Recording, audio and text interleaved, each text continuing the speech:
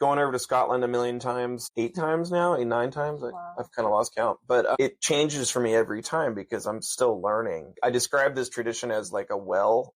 You get to the bottom and then you dig a little bit and it's like another layer, another layer. And you think you've got to the end and it's like, nope, there's more. So that's how I feel about Scotland. Like now I go over and with the Gaelic, it's like an extra layer of experience, like, the name of a river or mountain, like, what that means, right. And then it's like, why is it called that? And then you have a whole folk story that is going to be lost, unless you preserve it and tell people. Welcome to Growing Inspiration, the podcast that nurtures your passion for the arts and creativity. I'm your host, Shayna McLean, and I'm thrilled to take you on this delightful journey through the vibrant world of arts and culture. In each episode, you can expect engaging interviews with a diverse range of artistic and creative individuals. We'll delve into what inspires them, explore their unique creative processes, and discover how their art enriches their lives.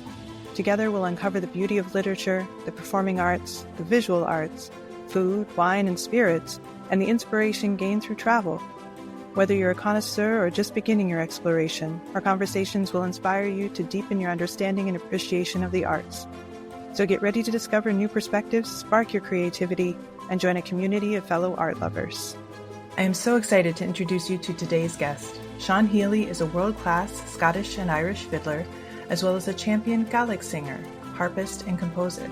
In our conversation, Seán shares his journey through music, exploring the deep connections between nature, culture, and the evolution of traditional music. He discusses his early influences, the importance of seasonal inspiration, and the role of community in preserving Celtic traditions. Seán also reflects on his experiences traveling and performing around the world and his sources of inspiration. Welcome Seán Heely to the show. Seán, I've really been looking forward to this conversation. I really appreciate you taking the time to sit down with me. So we met very briefly at a Celtic Christmas concert that you did in Manassas when I asked for your autograph for my daughter's CD. Yeah. We had a blast at that concert and just really enjoyed not only your musicianship, but the people that you brought together. And so I'm really excited to dive more into your journey and how you express your creativity and your musicianship through all these different instruments. Can you tell us a little bit about your background and how you came to being a famous Irish fiddler around the world? Yeah. It's great to be here with you too. This background, it keeps evolving, and that's kind of what forms what I'm doing, just at this very day, and I started out with just being very musical family. Probably first instrument was the voice, obviously. And then, just growing up singing in harmony with mainly my dad's side of the family.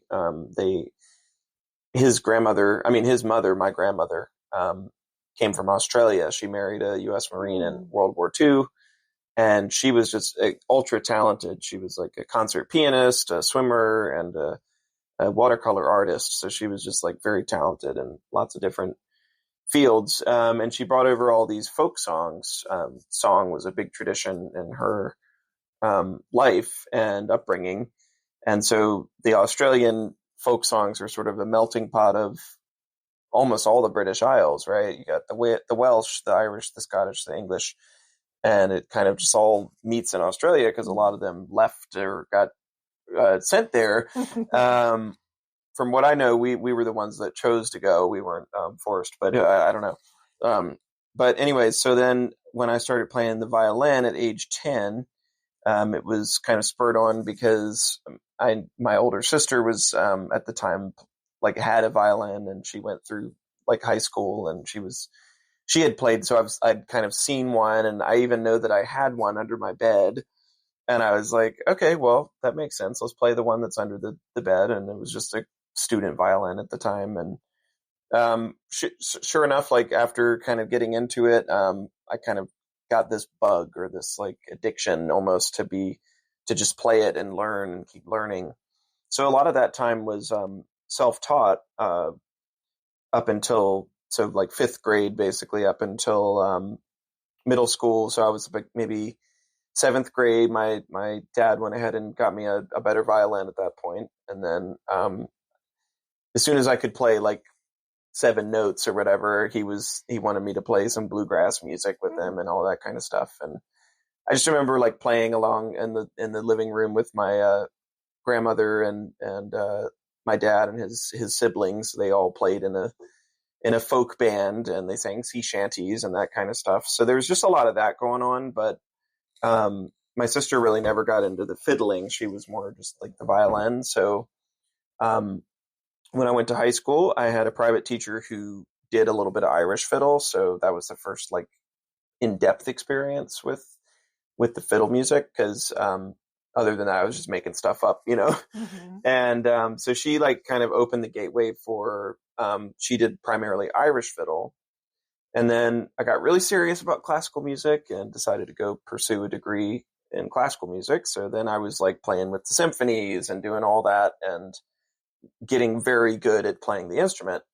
I didn't really come back to fiddle again until I met Kevin Elam, you know, and we met in George Mason University when it was freshman year. I heard him playing some Irish tunes, and I was like, oh, I haven't thought about those tunes in a while. Yeah. And so we kind of like forged our friendship and partnership there as musical partners. And so he's been like my longest collaborator, I would say, professionally. Mm-hmm. And then I went to school in South Carolina, and I started playing bluegrass music and gypsy swing music. And they didn't really have a lot of Celtic down there, so I didn't really play a lot of that. But all of that, you know, background with the bluegrass and improvisation sort of fed a larger musical scope. And then the big turning point was going to a traditional music camp in Maine in 2014 and meeting Liz Carroll, who was teaching there. And she like just completely changed my life. You know, I was kind of not really sure, am I doing a classical track after school or what am I doing? And after meeting her, I was like, she writes her own tunes. She plays in this larger community that I just had no idea existed. Like fiddle camps all around the nation and the world. Like I just didn't even know those were a thing. Mm-hmm. And so then it was like, okay, I'm going to as many of these things as I can during the summer and like just learning more about the state of like the traditional music in the world today. And, you know, just so many of the tunes that I was learning from books and recordings, like that's not actually what a lot of people play, you know, like a lot of people are playing more modern stuff. And I just, you know, it kind of opened up that path. So that's the best way to kind of describe that. And then, all the other instruments and the Gaelic language and stuff, that's a product of just the last couple of years, you know, since COVID really. So, wow. Yeah. Yeah. It's really interesting that it was going to a music camp. And how old were you said when you went to I was, it was 2014. So it was only like 10 years ago, right. You know? So that just 11 years ago, yeah. This whole new era of your life, and you had been playing classical violin at that point. Yeah, like I said, I had I was in school. Like when you're going for a classical performance degree, it's all you can do to keep up with that. Mm-hmm. So we were playing chamber music, we were playing solo music in the symphony, and then to pay rent at the, you know, when I was going to school, I was playing gigs. Like I was playing it with a bluegrass band, mostly older guys, and that was just a wonderful experience because it taught me how to improvise and kind of make stuff up and kind of engage that creative side. But after I met Liz and, you know, she showed me like her like amazing creativity of composition, and that's something I'd never even tried before. So I wrote my first tune in 2015, and then it was like every day, like I didn't really have anybody else to play with that kind of music. So I was like learning a lot of Irish and a lot of Scottish. And then, my first trip to Scotland was 2014, March of 2014. And actually, no, it was 2015. And I didn't really know a lot about their tunes because it's just a different repertoire. And I studied the music of the guy who was running the festival in Scotland, and I learned like all the tunes off of his records and stuff. And then when I got there, they were barely playing that. So, you know, it's like, you know, it was just like learning this huge, I mean, it's just the repertoire is so vast between Irish and Scottish. Like somebody could play Scottish their whole life and only know like 5 Irish tunes. And so that means like going into a session and being able to sit down and play like the whole time in either like Irish or Scottish. Most people can't do both. Yeah. Is it that there are so many kind of ancient and older tunes, plus everyone is still continuing to add to that wealth of repertoire?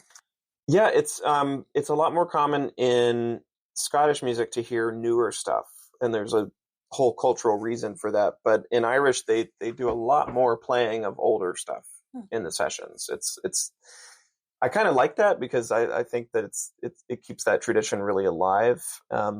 Like Liz Carroll, who I mentioned, she's got a few tunes that people know in the larger global sort of mindset. But if I write a tune and somebody plays it, and then they find out it's by me, who's sitting there at the session, all of 31 years old, they're probably not going to learn it because even it doesn't matter how good it is. It's like, that's not traditional. So I'm not learning that, whereas the sort of Scottish mentality is, oh, I really love that tune. I got to have that, and it's like, we don't care who wrote it. It's a good tune, So, yeah. That's an interesting cultural distinction there. Now, you're also a singer in Gaelic, and is that Irish or Scottish Gaelic? Mostly Scottish Gaelic. Okay. Yeah. So Gaelic is how we say it. And then in Irish, they'll just say Irish or Gaelga. I sing a few songs, but I'm not that confident in my Irish language skills. So yeah, I'm more of I can read it and learn the song, but I'm not feeling the words as well as I am with Gaelic. Because I've spent, 7 years studying the language enough to be fluent, conversationally. So. Oh, wow. That was going to be my next question. It's not just that you're learning songs to be able to sing them. You actually speak the language. Yeah. That's amazing. Yeah. And did you study, is this all just self-study, or do you have a teacher here in the U.S.? Or? Yeah. So I started song classes going over to Scotland and going to fiddle camps. There'd usually be an attachment to do some Gaelic song.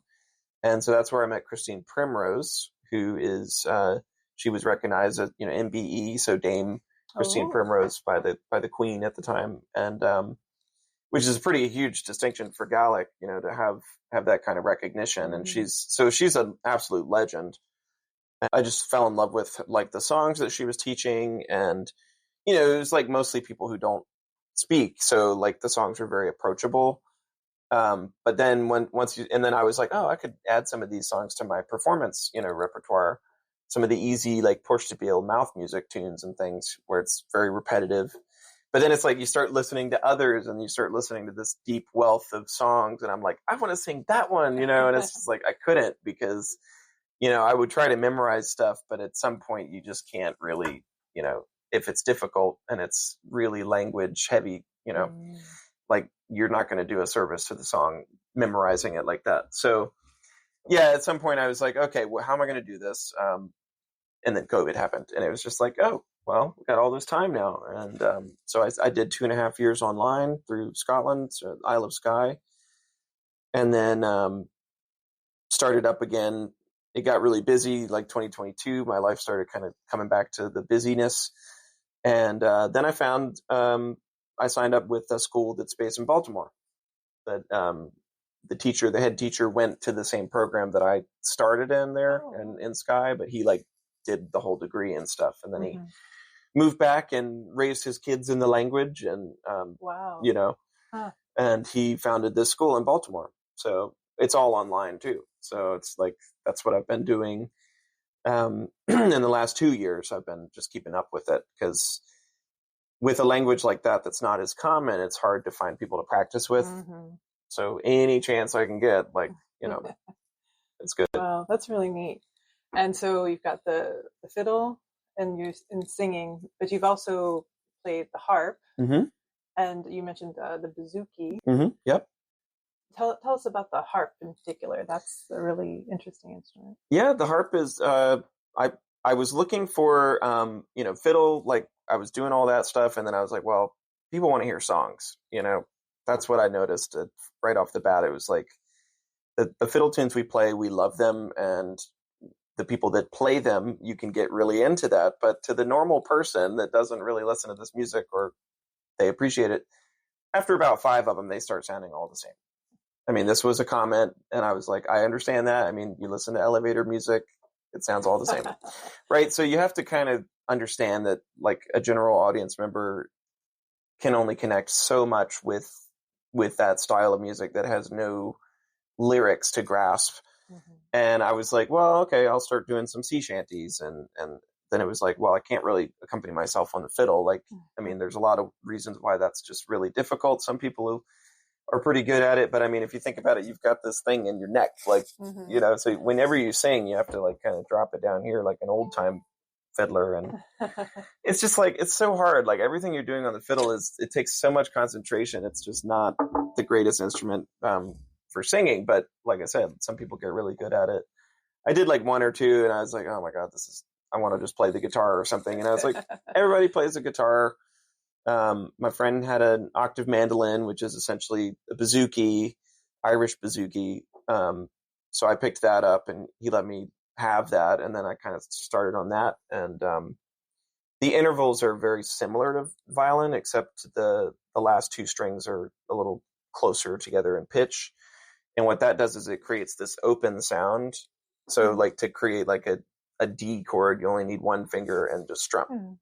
Whereas like guitar, normal tuning, it's like three fingers and, you know, don't hit the top string, you know, it's like, so tuning these instruments is something that changes in the Celtic world, you know, like in guitar, they'll do a tuning called dadgad, D-A-D-G-A-D.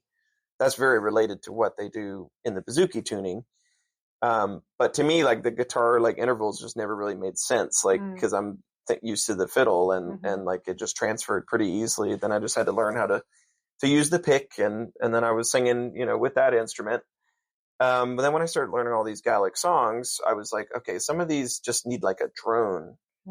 And so I bought the Shruti box, which was something that I saw Julie Fowlis using, which is just creating like a dun, maybe another note against that. And then you sing something to that, which is really beautiful. You know, they use it in Hindustani music, like Indian classical music. And but it didn't have enough ways to change chords. And I was like, okay, I need something that's like sustainy and like pretty, you know, because the bouzouki's got its kind of sharper texture because it's like a, you know, pick plectrum instrument. So then I was like, man, I've always wanted to play the harp. And when that first stimulus check came, that was what I spent it on was this awesome. Little harp over here. Yeah. So it's just a little lap harp, you know? Yeah. And how hard was that to pick up? So far that was probably the hardest thing I've picked up since learning the violin. I mean, the problem with the violin or any bowed string instrument is it sounds awful for most people, like for the first several years. Whereas like I could put a harp in your hands and you could just strum on it and it would sound great, like right off the bat. You know, you won't really know what you're doing. I don't know if you play the harp, but like you can it just is a very therapeutic instrument to just play. Like you don't have to know what you're doing. And it's amazing. I've seen that. It's one of the reasons why harp is used so much in therapy, like music therapy, like just put it in somebody's arms and just let them play it. And it's a soothing sound. But the technique of actually playing on purpose music, you know, that took a while. But I was like performing with it within 6 months of getting it, you know, like I was doing weddings and, oh my goodness, and things like that.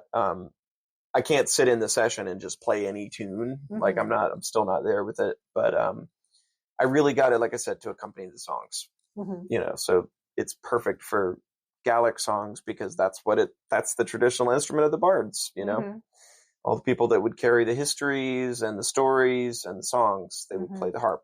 Right. So it made sense. It was like, okay. Yeah. And you mentioned tuning, and that was one thing that I wanted to ask you about. When we were at the Christmas concert, I noticed you had a different violin for at least two. Yeah. You had at least three. Different one for the Highland pipe and one for the Julian pipe. And I think I know why that is, but can you tell all of our listeners why that is? So I didn't have one for the Yellen pipes, but I had one for this piece I played. It was like the solo, because that was just a completely weird tuning on its own. So that piece was called a fiddle pibroch, and a pibroch means piping. There was a tradition of writing these piping tunes on the fiddle that kind of evolved in the 17th century. And there's only like a few of them written. And then Bonnie Rideout, who is another great mentor of mine, she started composing her own, and she released 2 Scottish fiddle pibroch albums, which are just absolute masterpieces. And when I was finishing up Dramagical over here, I was looking for one more piece. Like, what do I want? I need one more piece. And I was like, you know what? Screw it. I'm just locking myself in my house. And it was a rainy weekend, and I spent like a whole weekend writing that piece, it's kind of like an 8 to 10 minute theme and variations piece, and the tuning I actually got from like one of Bonnie's albums, and I had learned a traditional pibroch with that tuning. So instead of G, D, A, E, it's F sharp, C sharp, F sharp, C sharp. Huh. So it's sort of related to tunings they use in old time music and Cape Breton. In Cape Breton, they tune up the lower strings up a whole step. So then you have pairs, you have A, E, A, E. So it's like that those intervals, but it's lower in pitch. So it has this warm quality. So that was just like a really cool tuning because, for 20 years or whatever, I've done 21 years playing this instrument. When you put your finger down, like, exactly what you're doing. But when you do something like that, you don't know what you're playing. Yeah. Like all of a sudden you're taking it completely out of your comfort zone in terms of like being in control.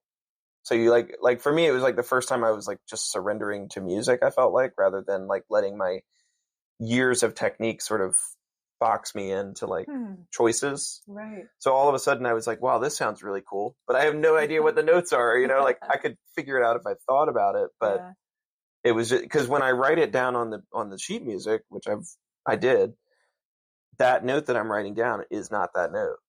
I'm just reading that and I'm placing that, but that's not the pitch, so it's like kind of this bizarre thing. And then, the other fiddle was for the Highland pipes. Yeah. So we had this one for like the most of the show. And then we had, like this green fiddle I was using for the Highland pipes, which are just really sharp. The reason that their tuning is like that is because it gives the pipe bands, like in the pipe band competition world, somebody went out on the field with their band and they were just tuned a little sharper. And then the next band was a little sharper. And then so it kind of like got up to a point. So it now is usually around like A equals 480 instead of 440. Wow. So it's almost a B natural rather than an A. It's not quite a B flat. So it's kind of a huge pain in the butt because you can't just like capo your guitar. You have to bring another guitar, you have to bring another harp. You can't, so it's kind of, when I play with a solo piper, it's either they have to have a B flat, so it's just concert pitch, or sometimes they get a different chanter that we don't have to tune differently, which is ideal. So, right. Yeah, I had heard that it's a lot easier to have like uilleann pipes with an orchestra, for example, because of the tuning. It's so hard to get the Highland pipe to match with it. Yeah, they live in their own world, their own zip code. For sure. That's why you hear a lot of the uilleann pipes in movies and stuff. Yeah. Right. Yeah. And you mentioned the different types of sessions that you have been part of, and just sitting down and being able to play tunes. Can you tell people who may not be familiar with that sort of setting what that entails and how that has maybe evolved over time? Yeah, so the sessions are a brilliant way to sort of build community amongst all ages of people. I mean, it's one of the only activities that seems like we can get somebody in their 70s that plays and somebody that's 10 to like really enjoy together. I mean, I think it's brilliant when you have that sort of spread. But, if somebody's not familiar with that, they'll walk into the pub or the restaurant or whatever it is, and they'll say to themselves, oh, there's a live band playing. It's like, we're actually not a band. Some of us have just met today, but we all know, like I said, this global sort of traditional tunes that we all sort of know. Like I went to a session in an Irish session in Rome. I found one in Rome. It was at an Irish pub, and I knew most of the tunes. And the guys didn't have much English, like they were speaking Italian, but we were just able to play music together. Right. And it's the same all over the world, especially with Irish. Like they've really spread out their music far afield, like Japan and just, all these places. But with the Scottish tunes, like we try to really like have a Scottish session or an Irish session, because for me, like I wanted to do Scottish sessions because that repertoire is just not as common and it's beautiful music. So like with our local one here in the DC area, there was a group already in place, but they kind of lost their session home, and then they started just like meeting in people's houses. And they weren't really doing it. It was like mostly classes they were doing. They weren't like in public eye, like, working with a business to sort of bring people in. And because one of the things we like to do is we like to have patrons that are just listening and enjoying, which is less important to some of the other session leaders. It could just be like 10 musicians playing and nobody listening. Like maybe people are listening, but they didn't come specifically for it. Right. Whereas like we've now built a community both here and in Portsmouth, Virginia, that has almost an equal amount of people just listening and coming out to, just enjoy the day. So I think that's really important. The community aspect, you're also supporting a business and they're supporting you. So the Scottish sessions, we didn't have that many people that knew the repertoire. So a lot of it has been taught by me or other people. And we keep lists and we kind of have our little repertoire and we try to add to it. And then you'll have somebody that drops in that is just visiting and they bring new tunes that I've usually heard them, but like a lot of my other students are like, oh, we don't know this one. And it's just like, well, get used to that. Right, yeah. It's just mind boggling how many tunes there are. I mean, and I can't believe how many I'm able to keep in my head. I don't know how that works, but it does. Am I right that you normally go to Macmillan Spirit House in Alexandria? Yeah. Yep. So that's our once a month session right now on a Monday night, 6:30 to 9:30. And then I have started up my sessions down in Portsmouth, Old Town Portsmouth, Virginia. We used to do those on a Sunday, but I don't have any more Sundays available most of the time. So I'm trying to keep these things going. It's tough sometimes with all the travel, but it's always good to see the community that you've built. And that's what WETA picked up on was like the fact that this thing is pretty popular and like it's a great thing that happens that a lot of people just don't maybe know about. Right. Yeah. Right. That's really cool. And you mentioned all the travel just now, that you've been all over the world now. And can you tell us about some of the highlights of the coolest places or things that you've played? Well, going over to Scotland a million times, 8 times now, 9 times. Wow. I've kind of lost count, but it changes for me every time because I'm still learning. I describe this tradition as like a well that has like, you get to the bottom and then you dig a little bit and it's like another layer, and you think you've got to the end and it's like, nope, there's more. So that's how I feel about Scotland. Like now I go over and it's like with the Gaelic, it's like an extra layer of experience, like, the name of a river or mountain, like, what that means, right. And then it's like, why is it called that? And then you have a whole folk story that is going to be lost, unless you preserve it and tell people. And, but yeah, I went over to Italy and, last year to visit a friend who wanted me to come over and, play this music for them because it was a small town in the south of Italy, on a mountaintop. And, I played in their abbey. Oh, wow. That was, 1400s, 1300s abbey. And, the whole town ended up showing up basically. So it was like standing room only. And, I did it like completely acoustic, just taking advantage of those beautiful acoustics and, was able to like during my time there, that was sort of at the end of my time, but being able to like link up with some of the locals and be like, what's your song? What's your town song? And somebody had recorded their town song on YouTube and it was a tarantella, of course. And, so I arranged it for like solo fiddle and then I played it at the end of the concert and everybody just lost their minds. So that was a real highlight. Yeah, going to South America, going to Peru and working with some of the orchestras there. playing Sky Boat Song in Peru, like in Lima, with some orchestra kids, and teaching them about bagpipe ornaments, and love doing that kind of stuff. Yeah. And you do your own teaching now here.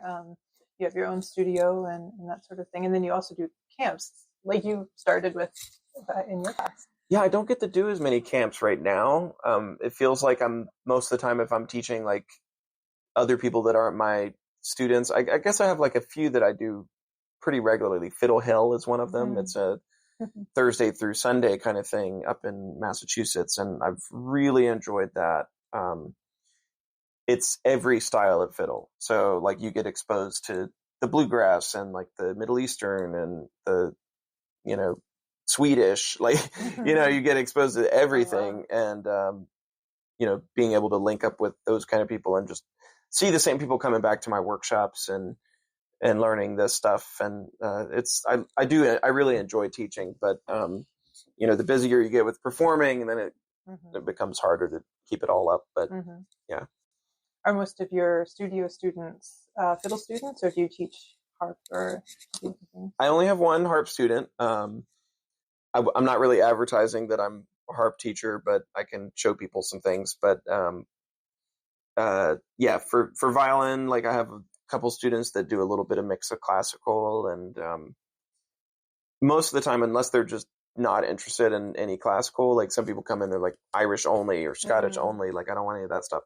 Most of the time, I'm like, well, if you learn some of this stuff, like in the classical building blocks, it actually helps you play the fiddle music better. Then there's a point at which like the classical music actually sort of detracts from the way that like you need to really to learn fiddle music and just any kind of other music, like if you think about Japanese folk music, like if I wanted to just go ahead and start learning that, it would be a whole nother lifetime, and it's not something it's basically like if you were to learn Japanese language, right? Like you're learning another language, Irish, when I play Irish music, I'm speaking with an accent in my fiddle. I'm taking all that information that I've learned and going to Ireland and just being in the land and taking that energy and putting it into the instrument or the song or whatever. But, it really is like, putting on another hat, or like you're becoming a different person to learn that and channel that. Right. Yeah. With regard to styles like that, you mentioned you kind of started in bluegrass, and that's something that I've noticed a lot of the Scottish Irish too. They all kind of are resident in Appalachia, and that's where bluegrass came from. Can you see in the music you're playing, or in the different tunes, like where that lineage has made its way, or what are the differences like that you notice? Is it rhythms or timing or the notes that are played? Well, at some point, like, there's the old time genre, which is like a little bit different than bluegrass. I mean, bluegrass has evolved in our lifetime just crazy amount. They have basically virtuosic bluegrass players like Chris Steele and, people that are just like breaking boundaries all over the place with bluegrass, which they're almost having to come up with another name for it because it's so different than like Bill Monroe. Right. And I think those musicians, like they have an identity, they have like this American identity, which is, if you ask any of them, they're going to say, well, yeah, it comes from the old country, all those tunes and the musicians that came over on ships or whatever with their violins or fiddles. Bagpipes didn't really survive very well in those conditions, but fiddles actually did. Concertinas kind of stayed up in the maritime for like New England. Like there was a lot more concertina tradition for some reason there. I think it's to do with the sailing. But yeah, like little instruments that were portable and could survive the trip. And then of course banjo from Africa coming in and getting played by black musicians, and then eventually getting picked up by all kinds of different musicians and changing its shape. And the crazy thing about this instrument is it hasn't changed. Yeah. Like other than being electrified. But I mean, this is the same shape at 1690. 1650. And it's like, you know, if you think about banjo, it looked like a gourd, and now it's like metal, and it's got all this crazy bells and whistles on it. And same thing with bagpipes. It used to be just like a goat skin, and like, you know, like it's kind of crazy that they struck gold with the violin and in Italy, you know, and in the 1600s with the Madi and Stradivari. You can still you can trace Gaelic history and culture like all the way through, like especially in those rural areas in the South. People were still writing love letters to their loved ones, like during the Civil War, World War I. They were still writing in Gaelic. Really? Wow. Yeah, in like the mountains in North Carolina and stuff. Huh. They still had Gaelic up until the turn of the century, you know, like, and it's pretty much disappeared other than people keeping it alive. But, you know, it remains in certain really isolated areas. There's phrases and things that they say that are remnants of that. Right. Yeah. Right. I've always thought different things that my grandmother said must have come from, you know, old Gaelic. Yeah. Yeah. Huh. Yeah. You mentioned the violin. Can you tell us about yours? Yeah, this one is is my first like really nice violin that I've owned. It's a sponsored instrument. I'm very lucky to have her. But I ended up calling her Freya because I thought it was we like to, you know, gender our violins sometimes and give them names, you know. So I thought this was a boy violin because it was just very boisterous and sort of loud and powerful. But then my friend played it. She's like, "Oh no, this is a strong woman." And I was like, "Oh," she was like, "It was like an alto." And I was like, "Oh, okay." So I gave her the name Freya, which is like the Viking matriarch of the gods and goddesses. But yeah, she's 1912, like Germany, and it was a workshop instrument that was made by hand by one of several Cremonian luthiers that came over from Italy. So we don't know who it was that made it, unfortunately, because it was the workshop name that's stamped in here. But you can narrow it down to about like 12 people, 12 Italian guys that were master luthiers. And so this is if you're comparing it to like the $1 million violins, this one is like a Guarneri. But we didn't pay that much for this. You know, most of the time, this is the nicest fiddle that's in the room with fiddlers. This is a really nice instrument. Yeah. Wonderful. Fiddlers don't care as much about their quality of their violins as violinists do. You know, violinists, it gets expensive real quick. Right. Yeah.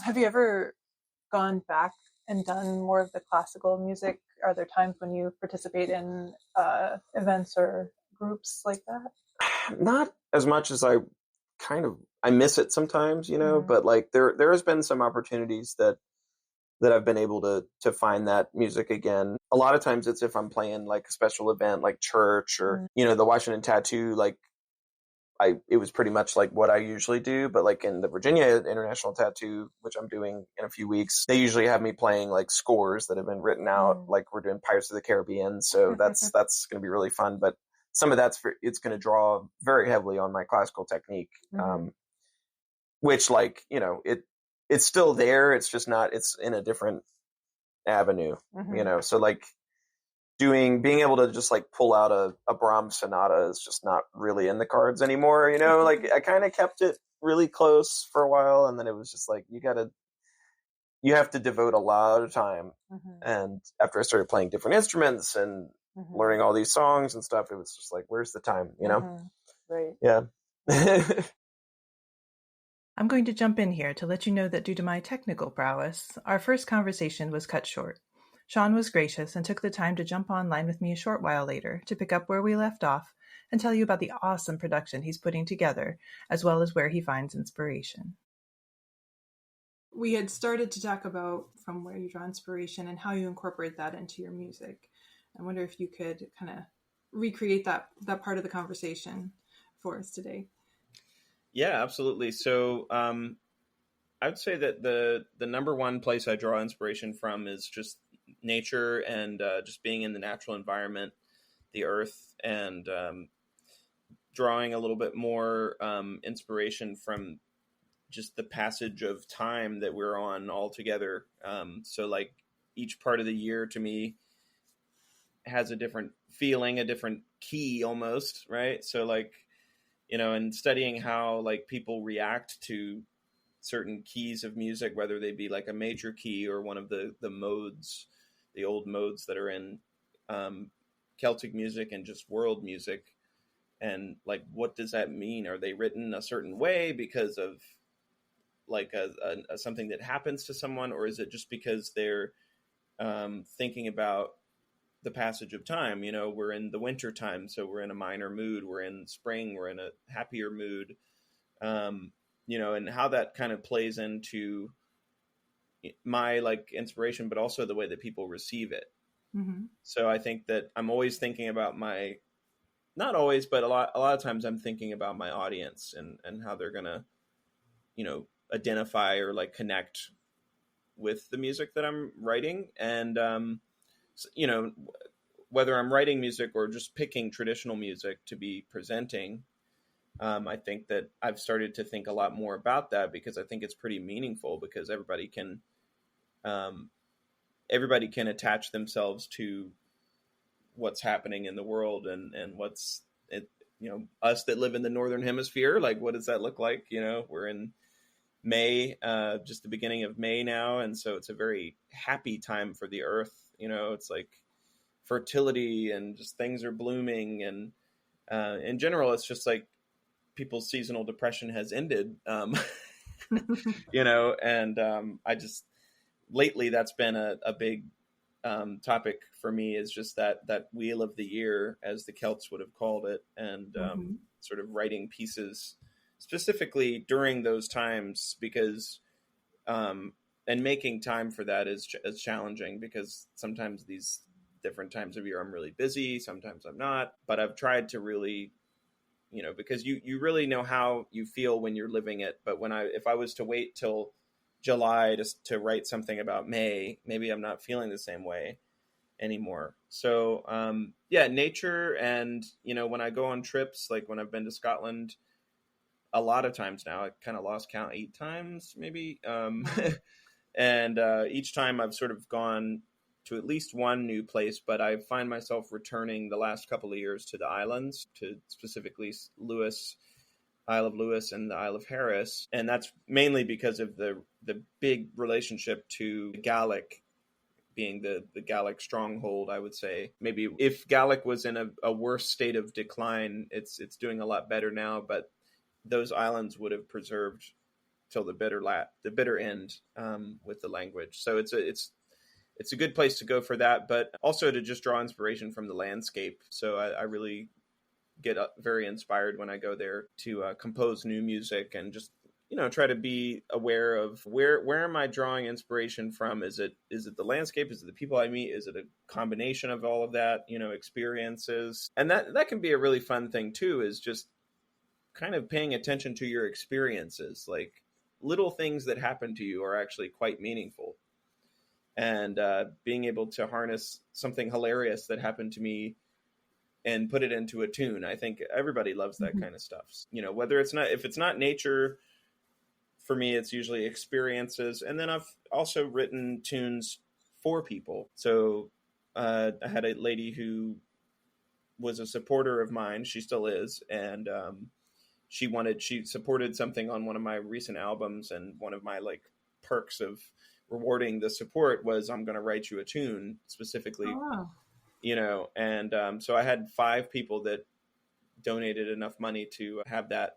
And so I'm actually on my I got to write the last tune. But for instance, one of them became a new grandmother, so she wanted a tune written for that happy occasion. So I'm picking a jig, very happy, nice major key, kind of a triumphant sound. And then one of my students wanted she had a dog that passed, and it was a sad time, but she remembers that she heard this bird song while she was like kind of burying the dog, and she just like that kind of stuck with her, because she was like, wow, that's a very haunting bird sound. What is that? And then she had to kind of research what birds of North America, and like figure out what bird it was. So it was the thrush, the wood thrush. Oh, wow. And I didn't really know what that bird sounded like. But so I was determined, once she kind of gave me some ideas to draw off, and then I was like, you know what, I'm gonna like go listen to that bird song and see if I can grab some of the intervals that the bird is using. And that was really fun. I've never tried that before. And what ended up happening was just something completely spontaneous from the bird song that ended up becoming a tune, you know?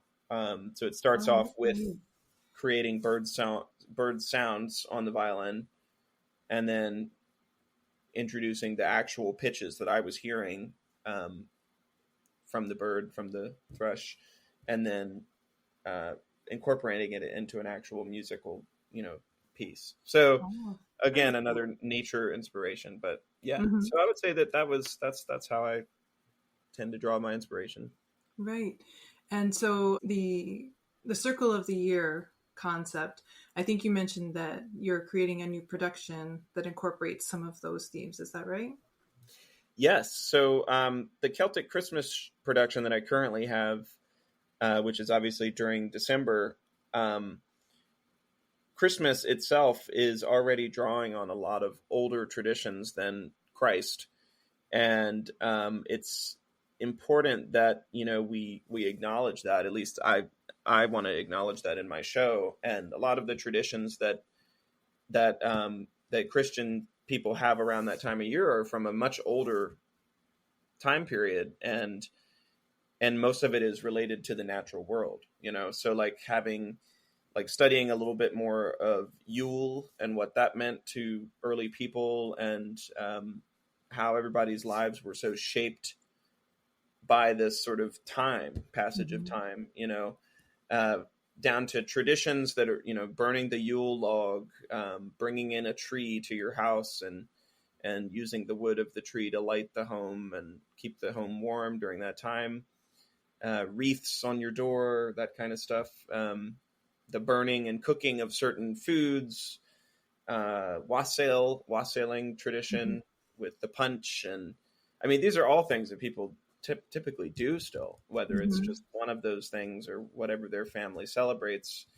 And it's way before the actual Christmas holiday and celebration. But so we in that production draw on a lot of that stuff, while at the same time playing and performing some of the beloved favorites like Silent Night, that actually represents Jesus's birth, and some of the Christian Gaelic lullabies from the islands that, I'm fascinated with. Anytime, like, I grew up Christian, and anytime when you intersect a religion with older things and how that religion was able to keep, Christianity did a great job of that in the islands. They let the villagers and the islanders keep some of their older traditions and just fuse right into Christianity.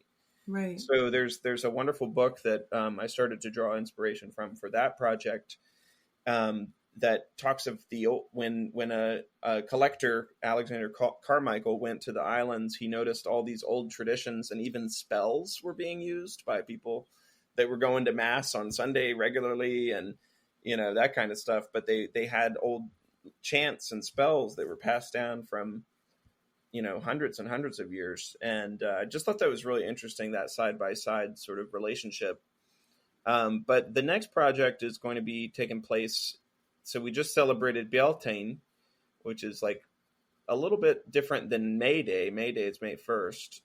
Beltane is not a calendar date. It's more of like nature tells us when it's ready. As soon as you see those flowers come up and really just you kind of just know, okay, something's different. There's a lot more humidity all of a sudden. There's that's when Beltane really is. And it's a celebration of, in the Celtic pantheon, the horned god of the wood impregnates the lady of spring, and then this huge thing takes place, and on we go towards summer.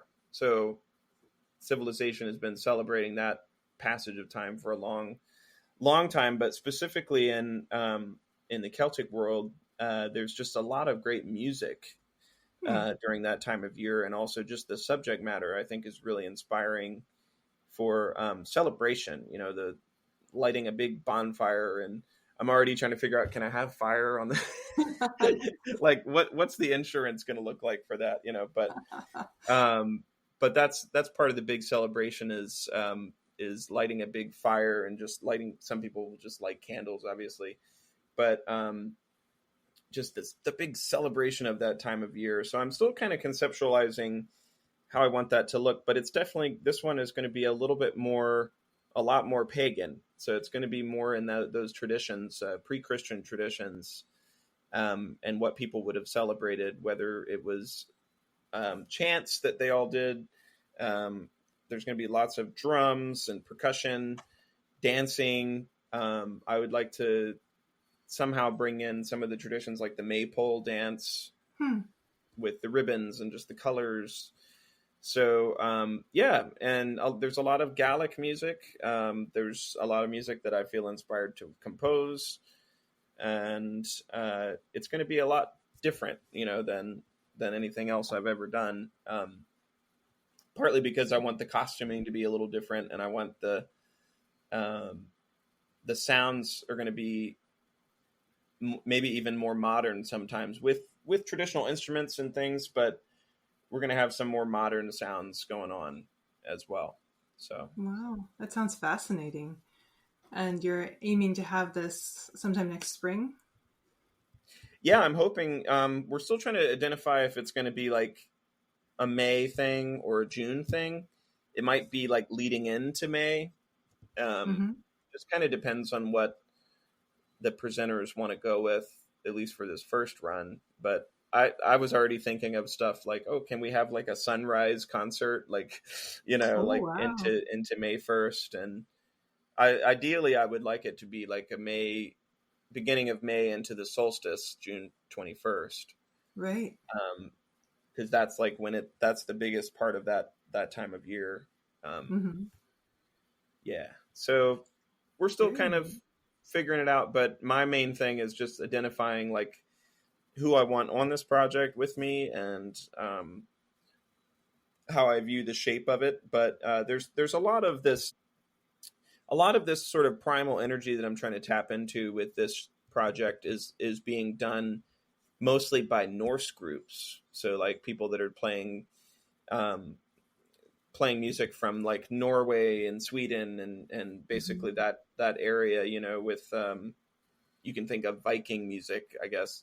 That's a big thing right now, and there's a huge culture of Viking festivals, and people at Renaissance fairs have like entire contingents of like mercenary Vikings and people that are just really interested into that culture, which obviously is a little bit different. But there are places where obviously that intersects, since the Vikings were so all over the islands in Scotland. There's, when you go to the Isle of Lewis, for instance, there's so many Viking names all over the place, Norse names. And they've been around for long enough to be adapted into the Gaelic language. So there's parts of that are going to intersect too. It's like, let's kind of study that relationship of when the Norse gods and that pantheon came in and started to meld with the Celtic gods, because they don't call Norway part of the Celtic world. Right. So it's a little bit different, but like I said, I love that when these two worlds collide and what comes out of that. So there's probably going to be a little bit of some Norse kind of material coming in as well, but yeah. And there are 6 or 7 Celtic nations. Is that right? Kind of like Brittany, northern Spain, then Ireland, Scotland. Yeah. So you've got Ireland, Scotland, Wales, Cornwall, Brittany, Isle of Man, and Galicia. Those are the sort of like 7 recognized. I mean, there's a little nation in Spain called Asturias, and that's also very Celtic, but it's just not really one of the. It gets kind of lumped in with Galicia, but they consider themselves to be pretty different. Right. Yes, I remember when I was studying in Spain, there would be buskirts there was actually a Celtic buskirt sort of band even in southern Spain, and they had their version of the bagpipe it was called the gaita. Mm-hmm. And that comes from even, in Northern Africa, they have other instruments that resemble like a cross between that and an oboe. And so, the instruments and the types of music kind of had a bit of a diaspora. It'd be fascinating to explore all of that. Yeah. So, exactly. Yeah. I want to keep the idea of the Celtic nations, and that I think that's really interesting. And there's not a lot of people that are bringing in, more than just, if they're an Irish musician, they just do Irish. Maybe they do like one Scottish song or something, Scottish musician. We're all kind of guilty of like getting boxed in, partly because that's what the industry sort of wants us to do. Mm-hmm. But like Celtic music doesn't just mean those things technically, right? So I like to, and I just find it really fascinating that music is from all over those nations. Like one of our biggest hits right now, I would say, at the festivals is this Galician set of tunes we play. It's just really like, it's a party. Like when we play that, we love it, and everyone in the crowd always loves it. They're like, "What CD is that on?" And we're like, "We don't have it recorded yet."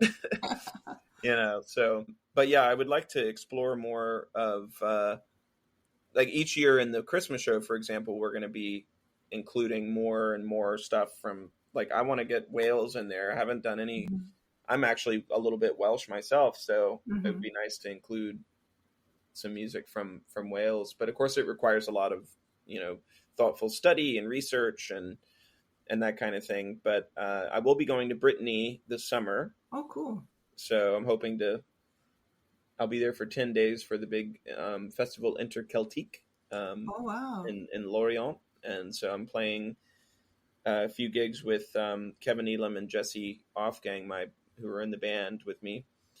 And so that's going to be pretty exciting. But I'd like to include more music from Brittany and possibly Wales. And, Brittany and Cornwall, language-wise, were very close, the old languages. So might be kind of easy. I know somebody in the area that like specifically specialized in Cornish, so I've already got a good resource there to ask.